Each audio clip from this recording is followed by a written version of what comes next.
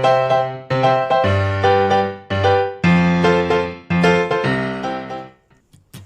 everyone, good morning and welcome back to my channel. Our video for today is how to change profile picture. So guys, ipakikita ko sa inyo kung paano magpalit ng profile sa inyong home. Yan guys, makikita niyo siya kung paano.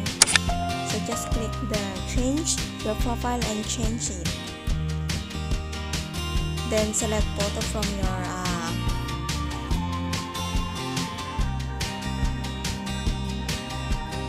so yan guys, then uploading, then you can adjust your picture left and right.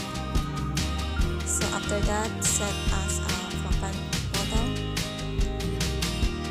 and ganyan lang po kasimple. So now I'm gonna show you how to change cover photo in your YT.